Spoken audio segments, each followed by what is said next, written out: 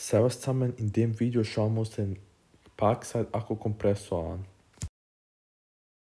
Bei mir ist die Druckanzeige defekt, aber halb so schlimm. So stellt man den Druck um. Will nicht immer, muss ich ehrlich sagen. Schalte mal aus. Zweimal geht er an, ja. Ja, da. So, jetzt will er nicht mehr auf PSI umschalten.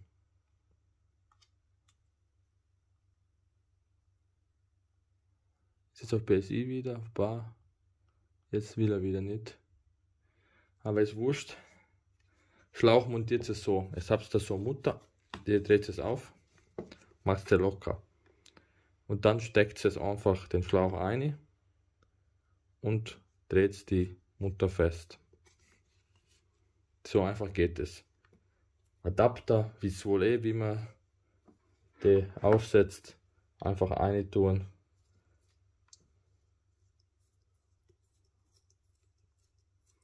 Dann habt ihr einen Adapter schon oben.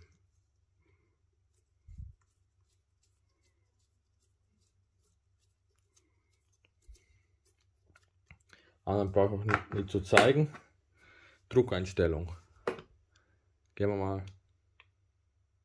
4 Sekunden draufhalten. Dann ist man bei Druck, kann man so einzeln umstellen oder eben halten. Dann geht es eben sehr schnell. 7 Bar Maximum.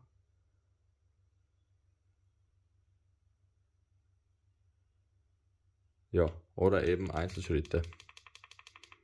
Man kann schnell, zum Beispiel 4,5, dann mache ich das schnell und lass los und bin auf 4,5.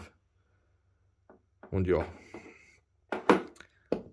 viel gibt es nicht mehr zum sagen. Leider ist bei mir, zeigt es mal komplett einen falschen Druck an. Wenn es am Reifen anschließt, 13,3 Bar, bei 2,5 Bar, das ist einfach viel zu viel. Der Kompressor ist leider defekt, aber trotzdem kann ich die Leistung messen, weil ich weiß ja, die Abgabeleistung bei 0 Bar oder einfach offen. Und ja, das wäre es eigentlich zum Thema Parkside Kompressor. Das Set ist ein phänomenales Set. Wenn Parkside System ist, ich kann es sagen, wirklich sofort kaufen. Für das Geld um die 33 €, was es momentan kostet, bekommt es einen Kompressor, der solide ist, wirklich solide. Und eine Luftpumpe, die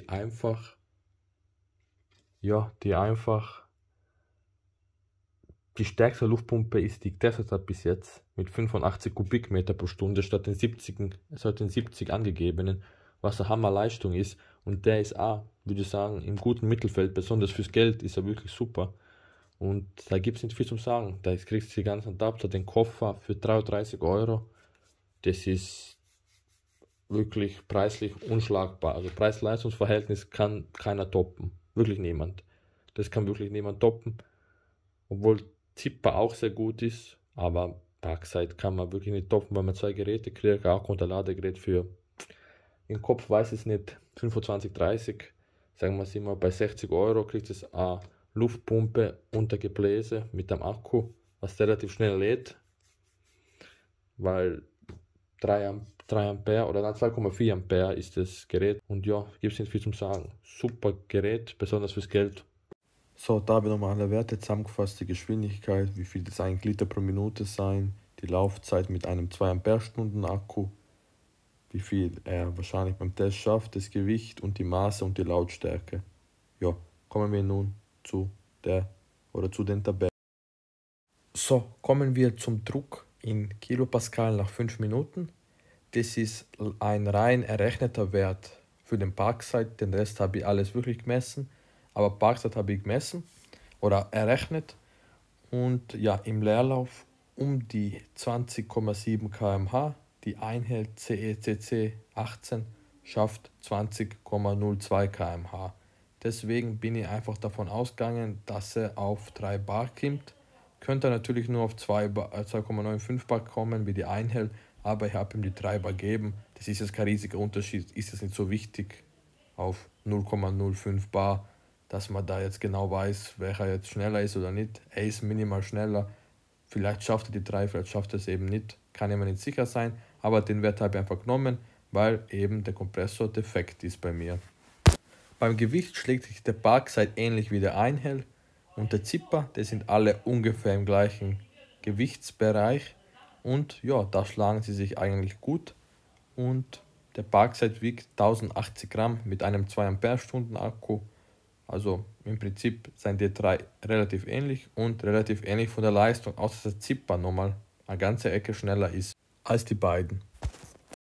Bei der Lautstärke in dB bin ich positiv überrascht vom Parkside, weil da habe ich nur einen Wert von 82 Dezibel gemessen. Das ist wirklich überraschend, finde ich, weil der ist im Prinzip gleich schnell wie die Einhell und der ist 7 Dezibel lauter, also der Kompressor ist 7 Dezibel lauter und ja, ein sehr guter Wert. Reichweite will ich gar nicht viel sagen, weil ja, der Parkside hat halt 100 Punkte, weil er halt einen Akku hat. Das, also ja, ganz logisch. Mehr gibt es da nicht zum Sagen. Der Parkside ist extrem attraktiv vom Preis. Der kostet, eigentlich gibt es ihn nur im Zweierset mit der Luftpumpe und die beiden kosten um die 33 Euro mit einem Koffer. Und deswegen habe ich einfach ungefähr den halben Preis genommen, aufgerundet auf 17 und das ist ein extrem günstiger Preis für das, was der Kompressor bietet. In meiner Tabelle Rang der Kompressoren ist der Parkside nun an der Spitze. Wieso ist er an der Spitze? Weil die Leistung ordentlich ist, würde ich einfach sagen. Der Preis ist extrem attraktiv, das Gewicht ist leicht, er ist im Vergleich zu den anderen relativ leise und natürlich mit der Reichweite, mit dem Akku ist er halt extrem überall einsetzbar und das macht ihn halt in meiner Tabelle zum besten Kompressor, weil er halt eben alles im Prinzip gut macht. Er macht wirklich alles gut. Die Leistung ist gut, der Preis ist gut, das Gewicht ist gut, die Lautstärke ist gut, die Reichweite, der macht wirklich alles gut. Haltbarkeit kann ich natürlich nicht viel sagen, das müsst ihr erstmal berichten und das werde ich in Zukunft sehen. 3 Jahre Garantie auf Parkside Grüngeräte, also das ist das, ja, was Parkside bietet. Und schauen wir in Zukunft, wie er sich schlägt. Alle Kompressoren sind unten verlinkt. Ich bedanke mich fürs Schauen und Servus, danke und ciao.